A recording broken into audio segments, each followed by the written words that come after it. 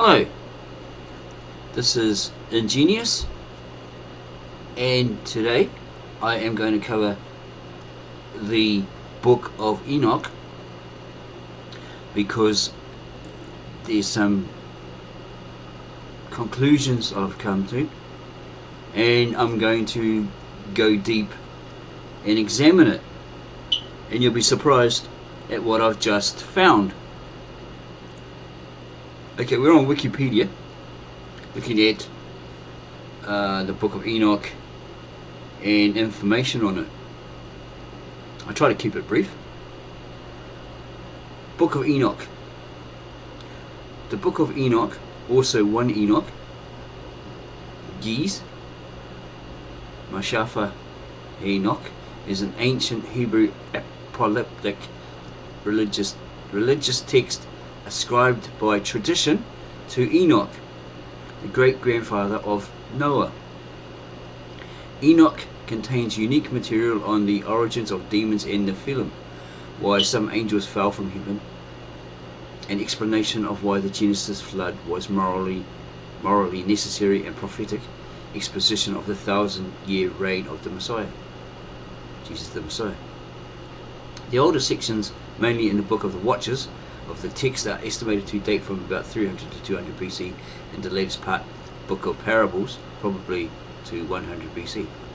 Various Aramaic fragments found in the Dead Sea Scrolls, as well as Koine Greek and Latin fragments, are proof that the Book of Enoch was known by Jews and early Near Eastern Christians. This book was also quoted by some 1st and 2nd century authors as in the testaments of the 12 patriarchs. Authors of the New Testament were also familiar with some content of the story. A short section of 1 Enoch 1:9 is cited in the New Testament Epistle of Jude, Jude 1:14-15, and is attributed there to Enoch the 7th from Adam. 1 Enoch 68, although this 60 verse 8, although this section of 1 Enoch is a midrash. What's a midrash? I should tell you here. It's a biblical exegesis by ancient Judaic authorities using a mode of interpretation prominent in the Talmud. The word itself means textual interpretation or study. Okay, it's a midrash on Deuteronomy 33:2. Several copies of the earlier sections of 1 Enoch were preserved among the Dead Sea Scrolls.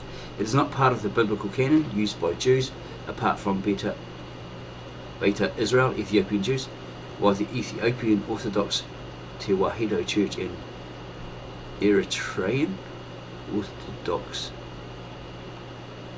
Tewahedo Church consider the Book of Enoch as canonical. Other Christian groups regard it as a non-canonical or non-inspired, but may accept it as having some historical or theological interest.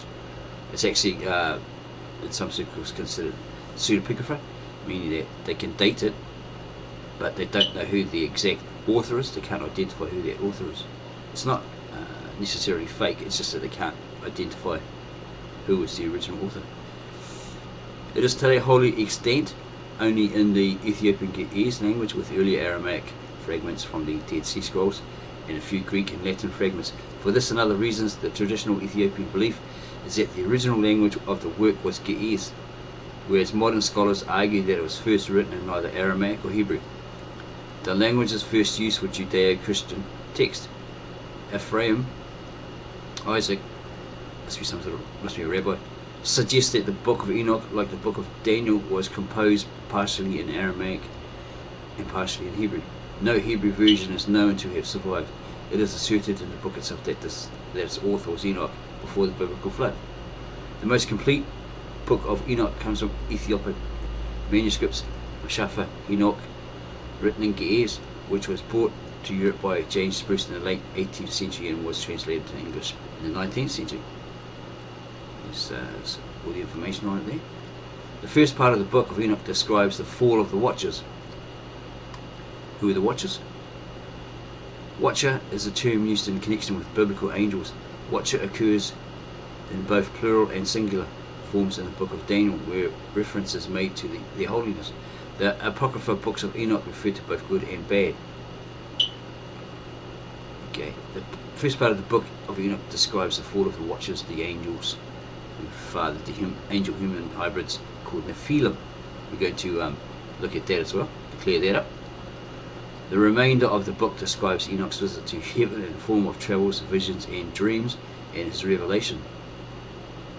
The book consists of 5 distinct major sections: the Book of the Watchers, the Book of Parables of Enoch, the Astronomical Book, the Book of Dreams, Visions, the Epistle of Enoch. Most scholars believe that these 5 sections were originally independent works with different dates of composition, themselves a product of much editorial arrangement, and were only later redacted into what is now called 1 Enoch. Redacted. Redaction is a form of editing in which multiple sources of text are combined, redacted, and altered slightly to make a single document. Often this is a method of collecting a series of writings on a similar theme and creating a definite and coherent work. What does Judaism think of it? Although evidently widely known during the development of the Hebrew Bible, canon 1 Enoch was excluded from both the formal canon of the Tanakh and the typical canon of the Septuagint, and therefore also from the writings known today as the Deuterocanon. One possible reason for Jewish rejection of the book might be the textual nature of several early sections of the book that make use of material from the Torah. For example, 1 Enoch 1 is a midrash of Deuteronomy 33, and it has more information from Judaism. Christianity. By the 4th century, the Book of Enoch was mostly excluded from Christian biblical canons, and it is now regarded as scripture only by the Ethiopian Orthodox Tewahedo Church and the Eritrean Orthodox Tewahedo Church. Reference in the New Testament: Enoch the 7th from Adam is quoted in Jude 1:14-15. There's the verse there. Compare this with Enoch 1:9.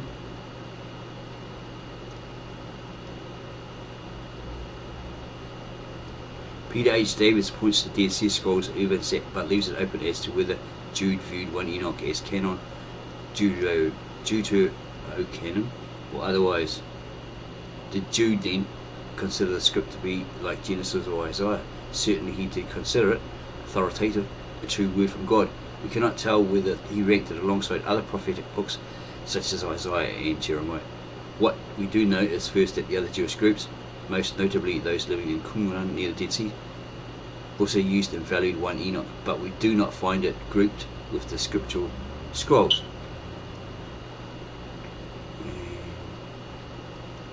Some more information. There's some information from the Ethiopian Orthodox Church, and then you have the Mormons, Church of Jesus of Latter-day Saints. They do not consider 1 Enoch to be part of its standard canon, although it believes a purported original Book of Enoch was an inspired book.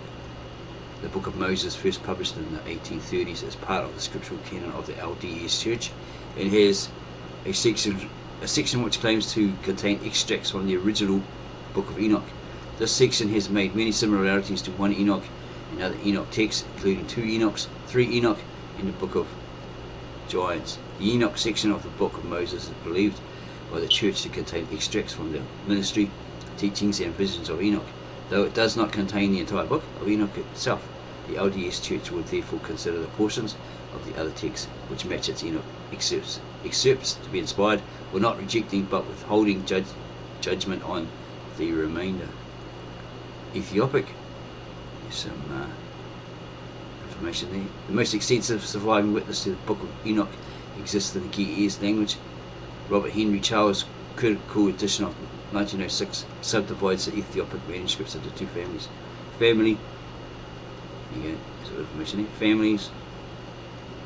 Additionally, there are the manuscripts used by the Ethiopian Orthodox Tewahedo Church for preparation of the Deuterocanonicals from Ge'ez into the Targumic Harak and the bilingual Haile Selassie Amharic Bible. 4 volumes, created around about 1935. Aramaic. 11 Aramaic language fragments of the Book of Enoch were found in Cave 4 of Qumran in 1948 and in the care of the Israel Antiquities Authority.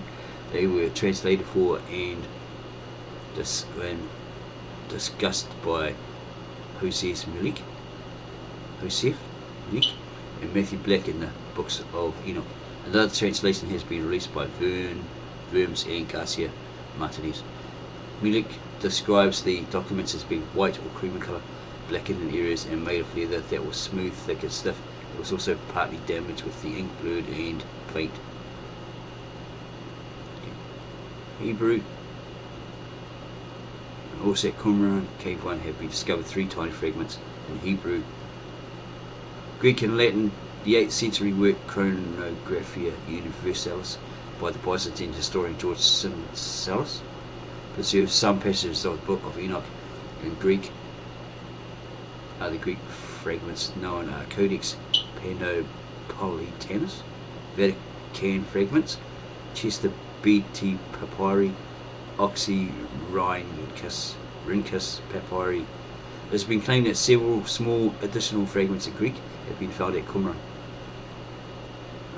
Of the Latin translation, only 1.19 and 106, 1 to 18 are known. The first passage occurs in Pseudo-Cyprian.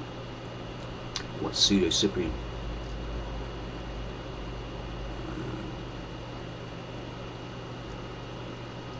Hyper-Latin treatise on social and political morality, written by an anonymous Irish author between 630 and 700. During the Middle Ages, the work was very popular throughout Europe.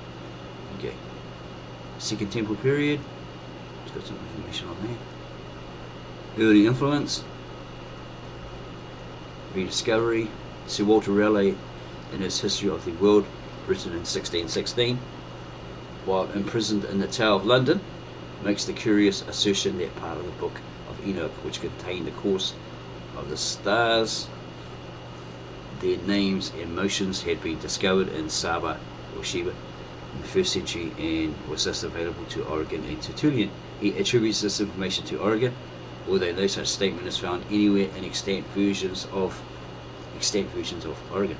Outside of Ethiopia, the text of the Book of Enoch was considered lost until the beginning of the 17th century, when it was confidently asserted that the book was found in Ethiopic. Ge'ez language translated there, and Nicholas Claude Fabry de Pires bought a book that was claimed to be identical to the one quoted by the Epistle of Jude and Church Fathers. Well, if it doesn't exist, you can create it, if you're inclined to do that. Hiob Ludolf, the great Ethiopic scholar of the 17th century and 18th century, soon claimed it to be a forgery produced by Abba Bahala Michael. And there's some more people that talk about it, or probably found it, whatever.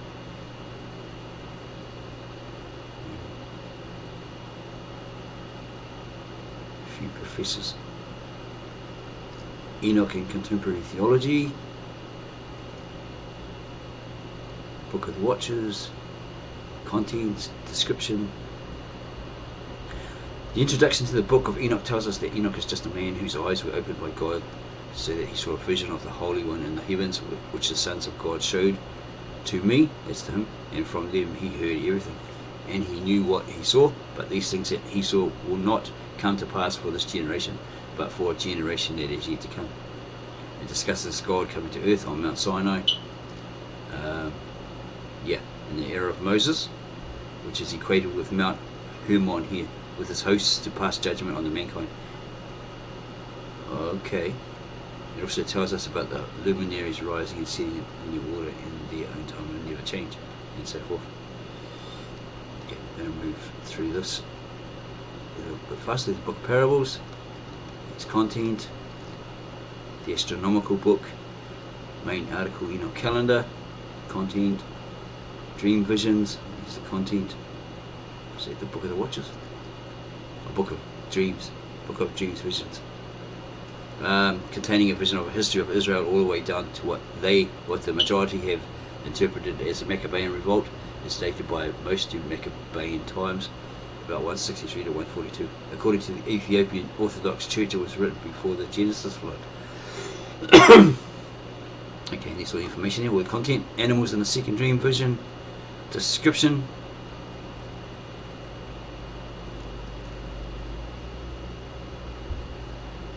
Okay, it's talking about the creation of Solomon's temple, vision, all that sort of stuff. Epistle of Enoch, content. It's got a lot here. Try to go through it fast. There you go, there's all the information there. All the references. This is external links. Okay. So that's that. Hopefully that gives you like a 5 to 10 minute brief. So we're going to move on. Okay, from there. Right. Here is the Book of Enoch from the site bookofenoch.org. bookofenoch.org. How old is the book? The usual academic approach is to assume that the book is about a week older than the oldest known surviving fragments. This is the method that produces the estimate quoted below in this wiki article. It's the link there. The oldest sections, mainly in the Book of the Watchers of the text, are estimated to date from about 300 to 200 BCE, and the latest part, Book of Parables, probably to 100 BCE. These dates are simply the age of the Dead Sea Scroll fragments, which don't include any of the Book of Parables, so the parables are then dated to the oldest known Greek example, probably.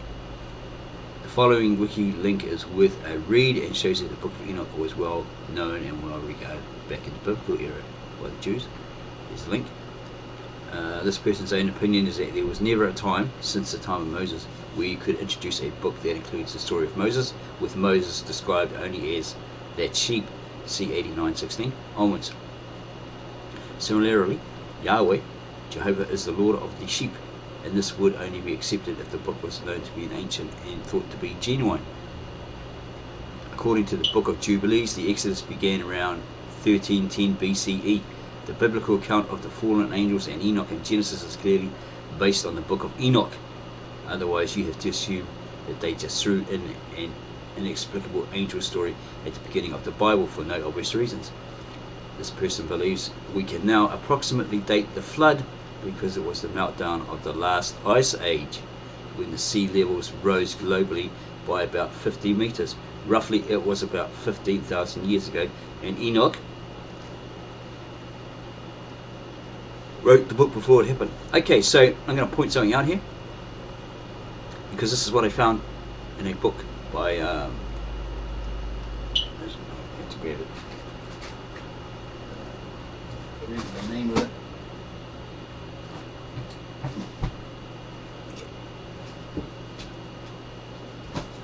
Okay. This book here, The Timetables of History, by Bernard Grun, based upon Werner Stein's Culture Farfab. Because in this book, I've highlighted it, it states, in regards to floods, this is page 3, column G, daily life, and it states disastrous floods in Mesopotamian region. I've covered this before. Okay, it's a 3rd edition. Many had tried to translate from the German, and most of them unfortunately passed, but somebody originally did. They died, and someone originally picked it up. Someone along the way picked it up and translated it into English.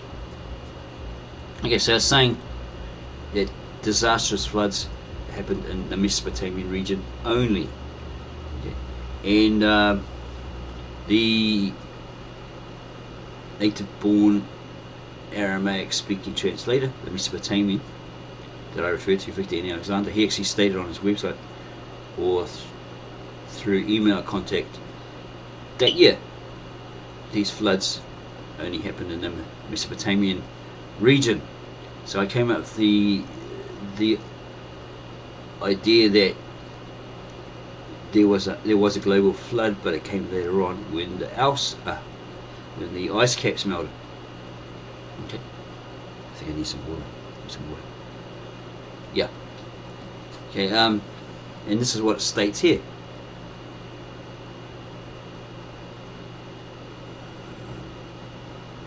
is what this person states. He believes we can now approximately date the flood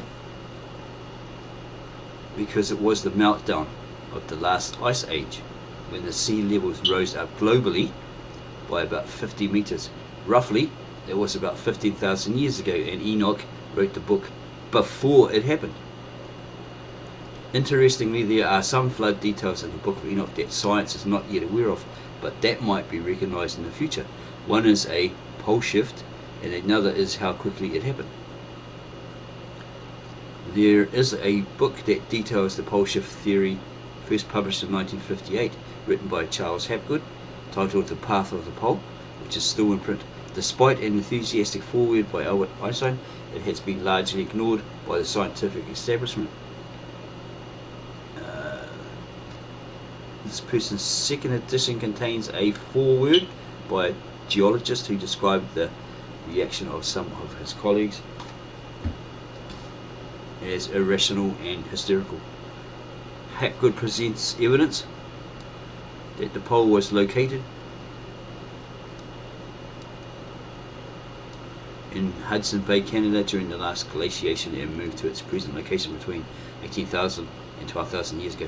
Hapgood suggests it may have been a slow movement, whereas this guy thinks that there is evidence in Enoch, see below, that it only took one day.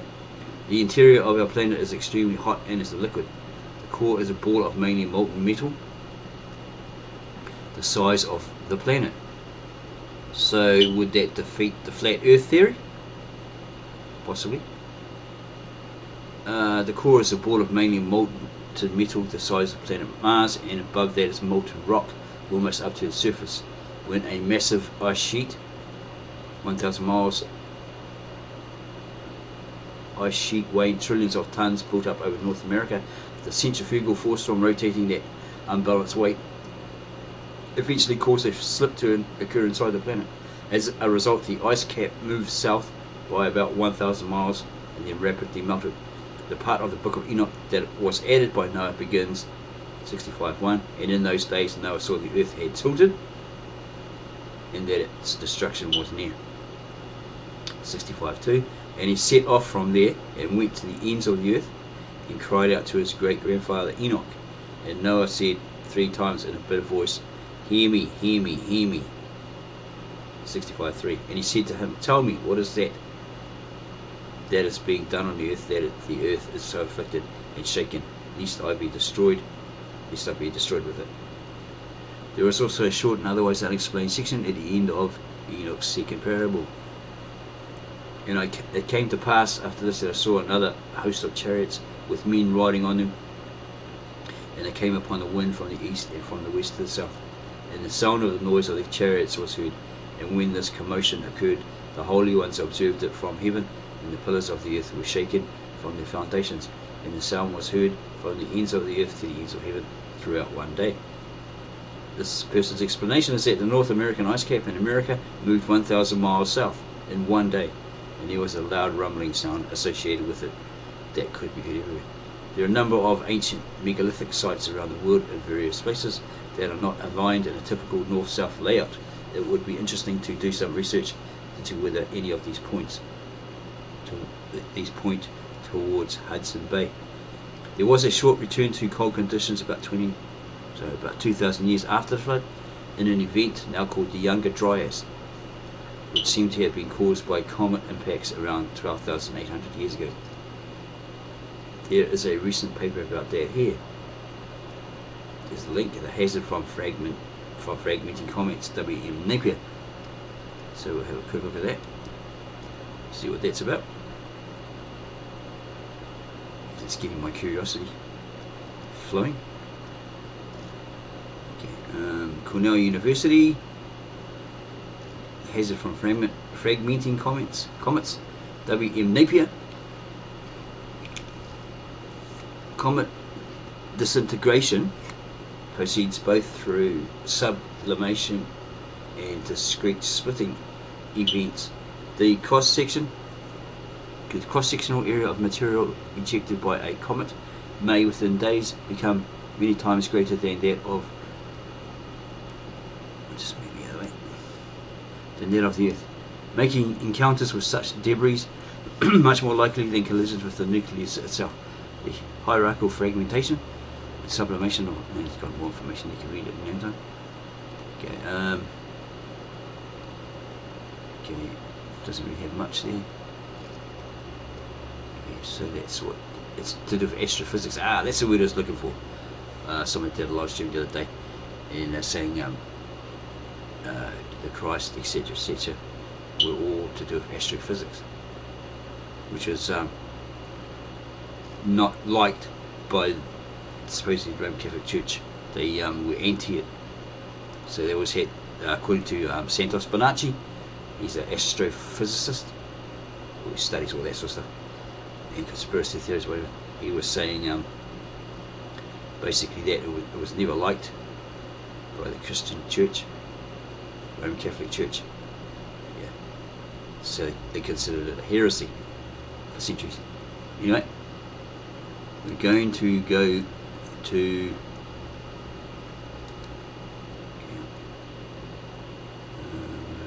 okay, so this is what I've found. Okay, I had the Book of Enoch here.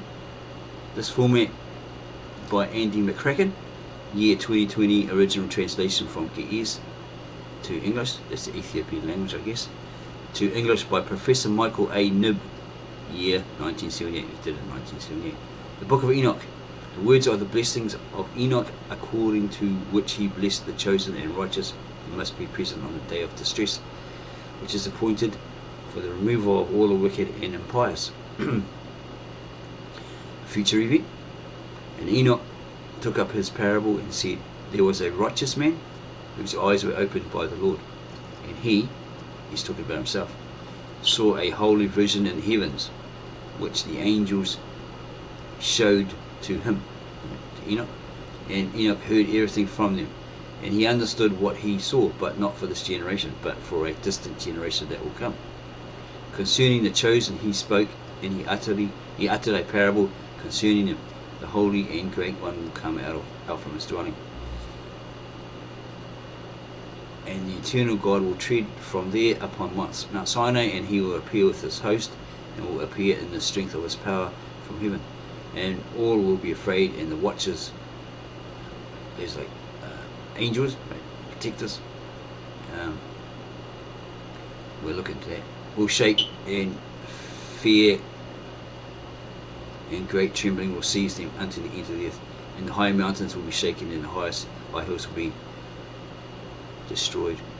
High hills will be made low and will melt like wax in flame, and the earth will sink, and everything that's on the right earth will be destroyed, and there will be judgment upon all, and upon all the righteous. But for the righteous he will make peace, and he will keep safe the chosen, and mercy will be upon them, and they will all belong to God, and will prosper and be blessed, and the light of God will shine on him. And it goes on. Okay. In those days you will transform your name into an eternal curse to all the righteous, and they will curse you sinners forever. And for all you sinners there will be no salvation. For the chosen there will be light, joy and peace, and they will inherit the earth. But for you the impious there will be a curse. And the angels, the sons of heaven, saw them and desired them. They said, okay, this is about the woman. Okay, it's got it in the Book of Enoch. And it came to pass, when the sons of men had increased, that in those days there were born to them fair and beautiful daughters. And the angels, the sons of heaven, saw them and desired them, and they said to one another, come, let us choose for ourselves wives from the children of men, and let us beget for ourselves children. And Semyaza, who was their leader, said to them, I fear that you may not wish this deed to be done, and that I alone will pay for this great sin. And they all answered him and said, let us all swear an oath and bind one another with curses, so not to alter this plan, but to carry out this plan effectively. Then they all swore together and all bound one another with curses to it, and they were in all 200, and they came down on Ardis, which is the summit of Mount Hermon. And they called the mountains Hermon because on it they swore and bound one another with curses. And these are the names of their leaders. They're all there. These are the leaders of the 200 angels and of all the others with them. And they took wives for themselves, and everyone chose for himself one each. Oh, they have multiples? Okay. And they began to go into them, lay with them, and were promiscuous with them. Okay. Did they marry them? Promiscuity. Okay, yeah, maybe not. Maybe not, they didn't marry them, they just lay with them. As many as they saw fit to, by the sounds of it. And they taught them charms and spells, and they showed them the cutting of roots and trees. And they became pregnant and bore large giants. Okay, so these women showed them all this things they could do, right? So like agriculture, but yeah, tending to doing magic, charms and spells, and showed them the cutting of roots and trees. And they became pregnant and bore large giants, and their height was 3,000 cubits. These devoured all the toil of men until men were unable to sustain them. And the giants turned against them in order to devour men. And they began to sin against birds, and against animals, and against reptiles, and against fish, and they devoured one another's flesh, and drank the blood from it. Okay, so they were what? Vampires, cannibals. They began to sin against birds. I think that might be hinting at the conspiracy theory where they were like taking a bird and a dog or something like that, and combining a bird dog, you know what I mean? That sort of stuff, having like making these freaky creatures. Then the earth complained about the lawless ones.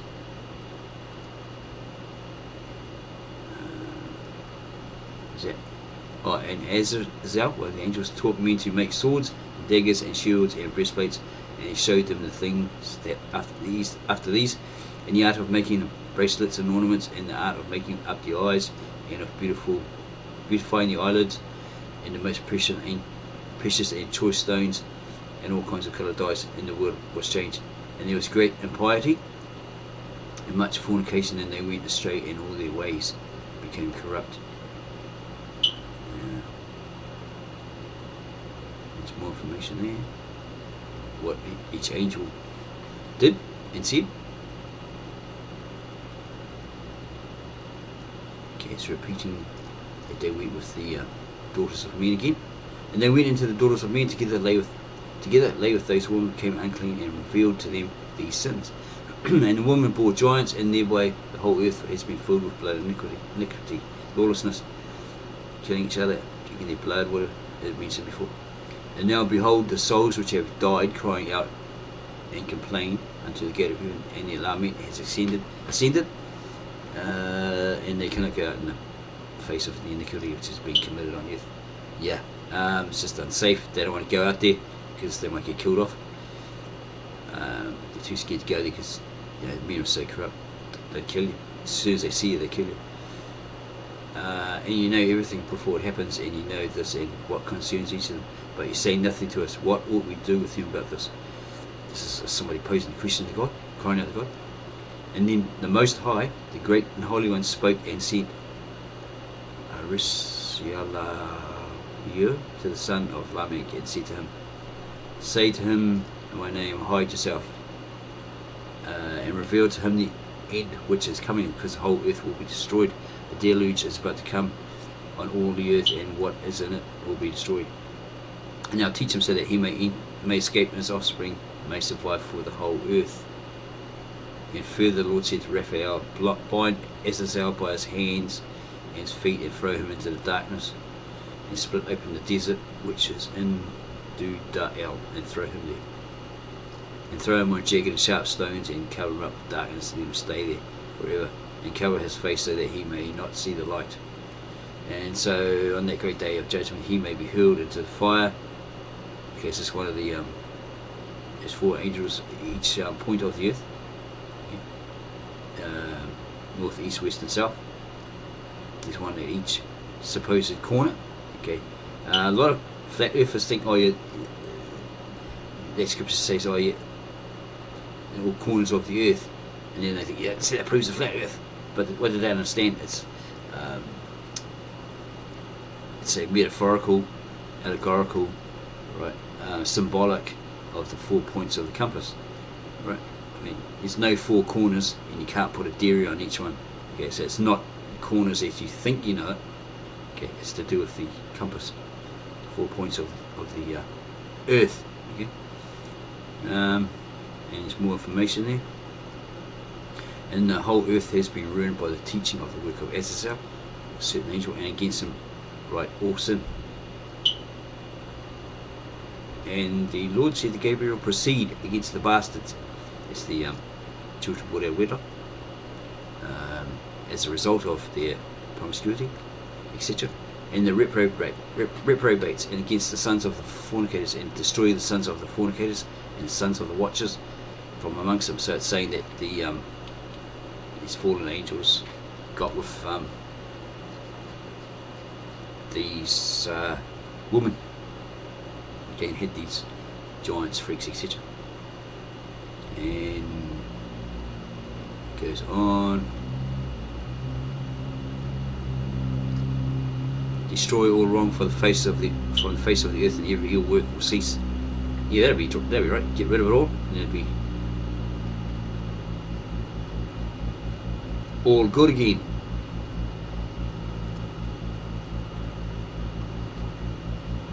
Okay.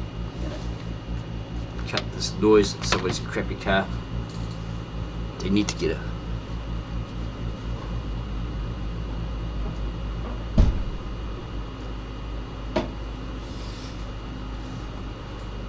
They need to get a real car. Get a new one. Okay, and yeah, sorry about that. There's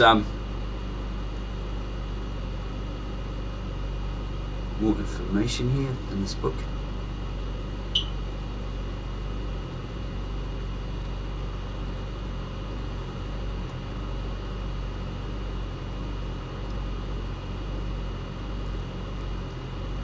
Okay, you can read this book in your own time. Oh, what's this? I think this is where he supposedly went into a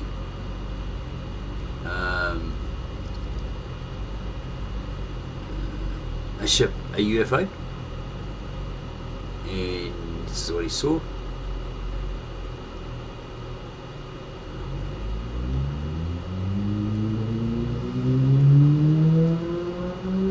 Boy, racist. And the vision appeared to me as follows: behold, clouds called me in the vision, and mist called me. In the path of the stars and flashes of lightning hastened me and drove me. And in the vision, winds caused me to fly. Winds caused me to fly and hastened me and lifted me up into the sky. Okay, so he actually flew up into the sky. Don't think it's really talking about UFOs here or some strange craft. And I proceeded until I came near a wall which was made of hailstones, and tongue of fire surrounded it. And it began to make me afraid, and I went into the tongue of fire and came near to a large house which was built of hailstones, and then the wall of that house was like a mosaic of hailstones, and its floor was snow. Its roof was like the path of the stars and flashes of lightning, and among them were fiery cherubim, and the sky was like water. And there was a fire burning around its wall, and its door was ablaze with fire. And I went into that house, and it was as hot as fire and as cold as snow, and there was neither pleasure nor life in it. Fear covered me, and trembling took hold of me. And as I was shaking and trembling, I fell on my face. He sees another house. And in everything it so excelled glory and splendour and size, so that if he was unable to describe to you, he might be unable to describe it to you because of its glory and its size.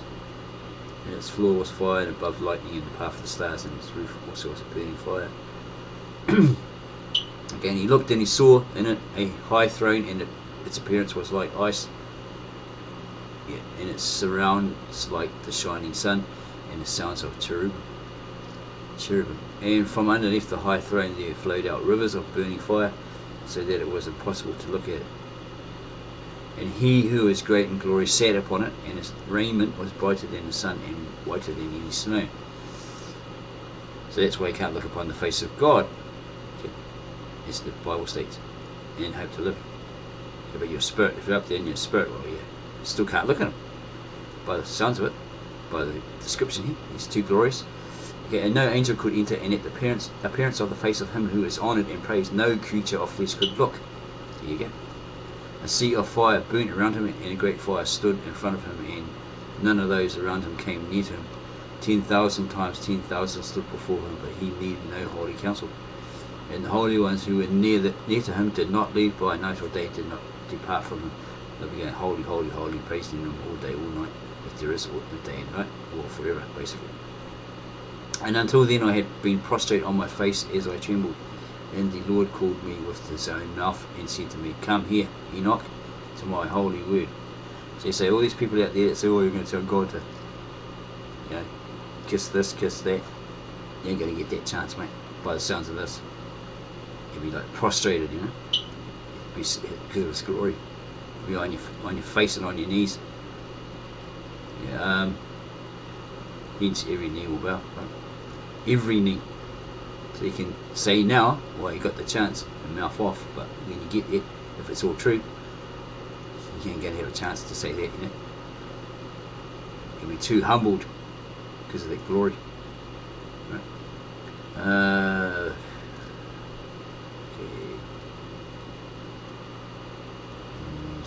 God's telling you what to do, apparently. Okay. And now the giants who are born from body and flesh will be called evil spirits on the earth, and on the earth will be their dwelling. Okay, so this is saying there is evil spirits upon the earth. And evil spirits came out from their flesh, because from above they were created. From the holy watchers was their origin and first foundation. Evil spirits they will be on earth, and spirits of the evil ones they will be called. And the dwelling of the spirits of heaven is heaven, but the dwelling of the spirits of the earth who were born on the earth is earth. And the spirits of the giants do wrong, are corrupt, attack, fight, break on the earth, and cause sorrow. And they eat no food, who do not thirst, and are not observed. So they're these spirit beings that they eat no food, do not thirst, and are not observed. And these spirits will rise against the sons of men and against the woman, because they came out of them in the days of slaughter and destruction. In the death of the giants, where the spirits have gone out from their bodies, their flesh will be destroyed before judgment, and so forth. More information there.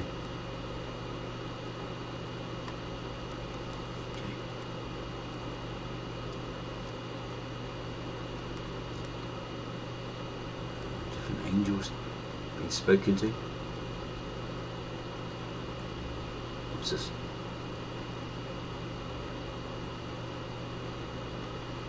Likewise, a place has been created for sinners when they die and are buried in the earth, and judgment has not come upon them during their life. And here their souls will be separated for this great torment until the great day of judgment, and punishment and torment for those who curse forever, and of vengeance on their souls. And there he will bind them forever. Verily he is from the beginning of the world.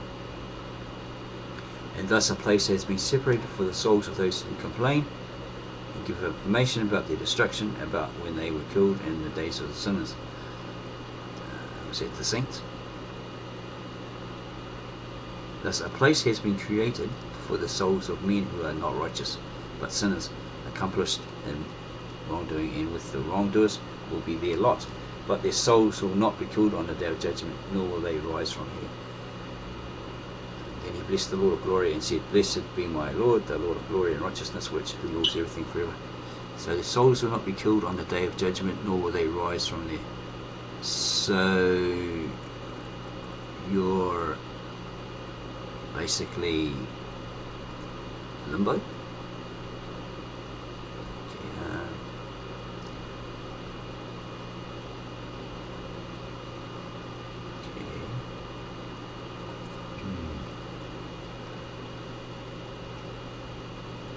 Go somewhere else.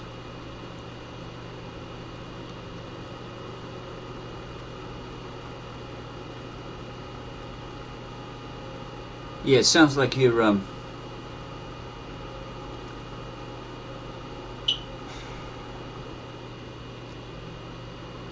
according to this, not getting punished, but the punishment itself is you won't rise from the grave on Judgment Day.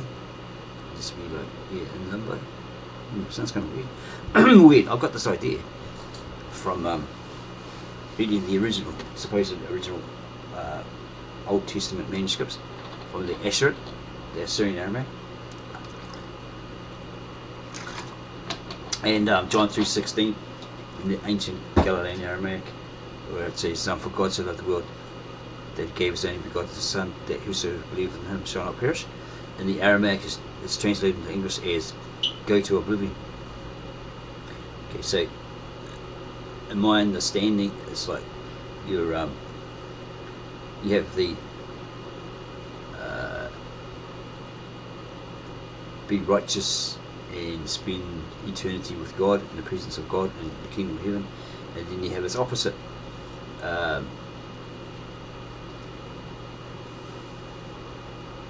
Perish, go to oblivion, no longer exist, or be cast out into utter darkness. You're there, you can see what you could have had, but you messed up, and that's the hell. That's your torment, right?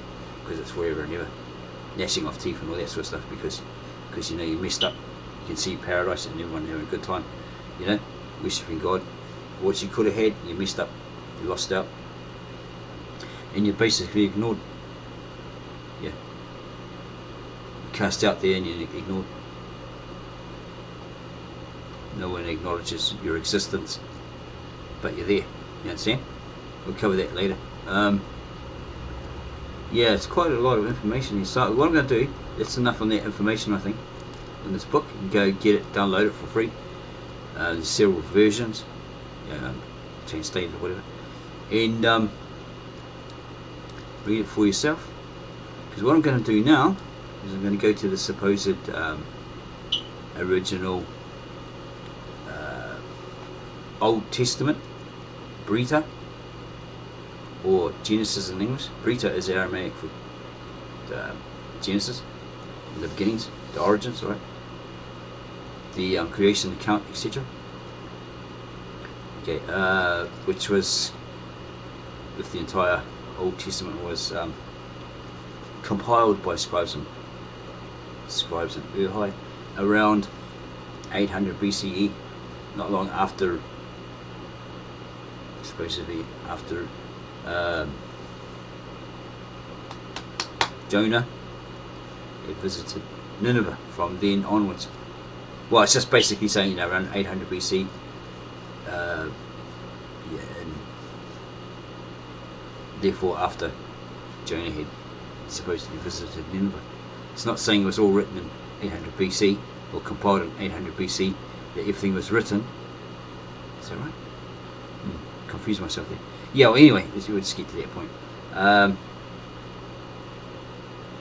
Yeah, it was compiled, the Old Testament, or maybe this. Yeah, this is what I think. This is what he's talking about. Back to the end side of that, this particular Breetah might have been compiled in Ur 800 BCE. Okay, I have to look at that one again. Sorry, my memory is a bit foggy. Anyway, okay, so we're going to have a look at Enoch, who was actually born to Irad, I-R-A-D, and there's a long line of the from Adam to Enoch, right? It says here,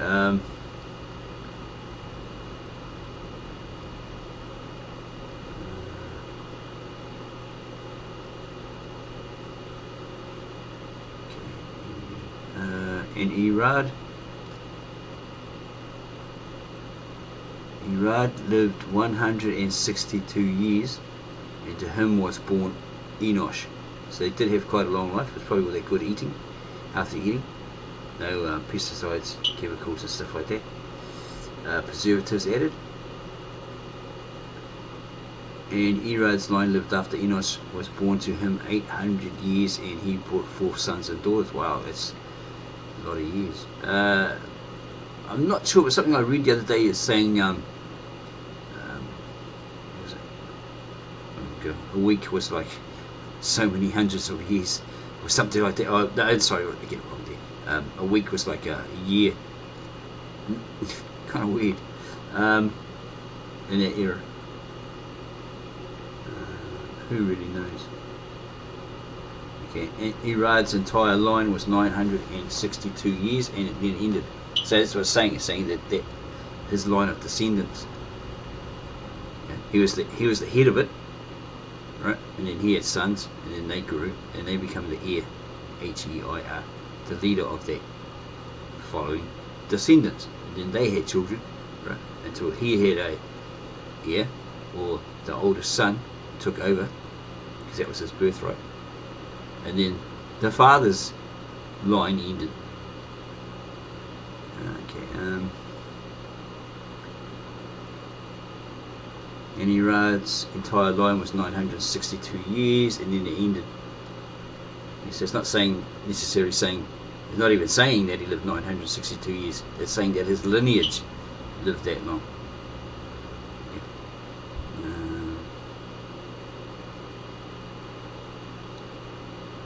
Okay.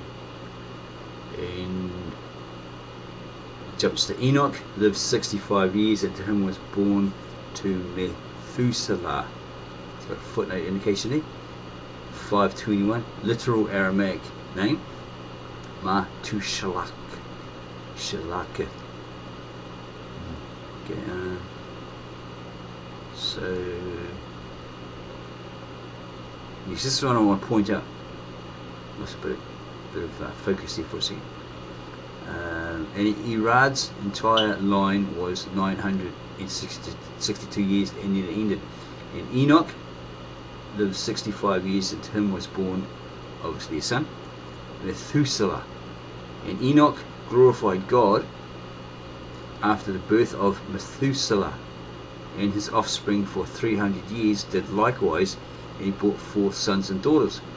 And Enoch praised God for his duty, for which God had consecrated him, made him holy. Okay, so here we have this verse according to the Americanized modern Bible versions. These verses claiming God took Enoch and Elijah to heaven without them dying, by the sound of it. Yeah, according to the Bible, Enoch and Elijah are the only two people God took to heaven without them dying.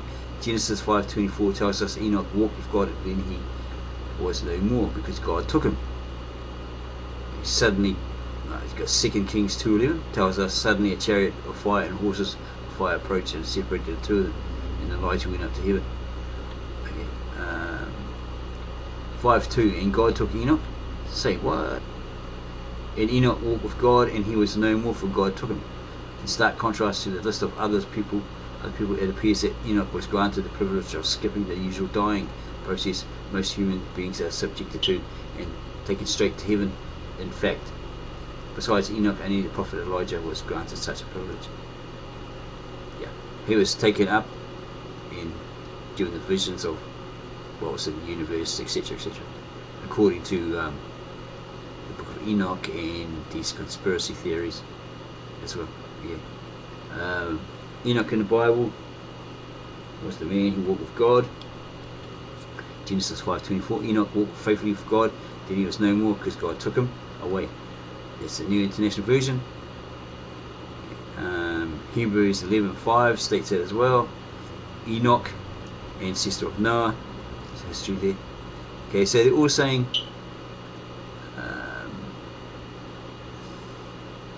that Enoch walked with God, he was righteous, and God took him, he didn't die.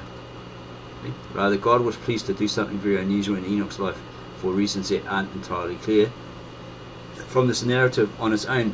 When we look at the wider context of Scripture, however, perhaps God took Enoch to foreshadow the future defeat of death, to show that any died will not have the final say over the fate of the people of God. It's like people touching on it, right? All giving you 50 cents worth. Okay, so you got it there, folks. That's what your New International Version, your King James, your American Modern Bible states, pumped up into the world by the American Bible Society and their lies, originating from the Roman Catholic scribes who took the ancient Hebrew texts and translated them from the old Germanic into Latin, and then supposedly corrupted them. Right? So all your Bibles are coming from the Roman Catholic Church, pumped out by the American Bible Society with their lies. Go see my video on that. Yeah, so keep in mind that's what it's saying, as I said, in your modern Bibles, because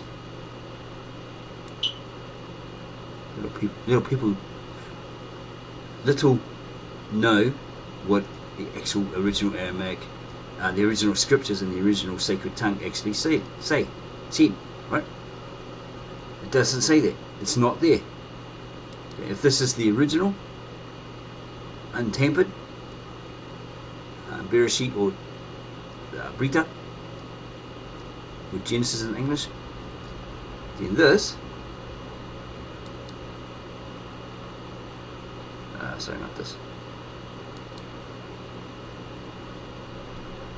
the Book of Enoch is incorrect. Okay, it's not in there. There's no mention of it in there. Okay, we can have a look at Hebrews, etc. on another video. Okay, I'm going to leave it there. I don't want these too lengthy anymore. Okay. So, I hope you liked that. If you did, please subscribe to my channel. Don't forget to ring that bell so you don't miss out on any of these informative videos. I did have a donation system set up, but I just figured out it doesn't cater for New Zealand. It goes as far as Australia. You won't get paid out, or not paid out, but if you donate and I'm the one that's using it for the right reasons, I can't get access to it. There's no access to it, so it was a complete waste of time. I think I've got donor box, but there's some problems here. I think I have to get Stripe or PayPal. I don't like PayPal because every time I open an account, no money goes in there, whatever. They make up some excuse through an email, or security breach, you didn't have any money in there, all this sort of stuff. So which one is it? So I've got to find an alternative. So yeah, subscribe to my channel, ring that bell so you don't miss out on any of the latest videos, informative videos. Give us a like, add your comments in the comment section below, and then go tell everyone about our channel and how we're revealing the truth, the real truth, and nothing but the truth.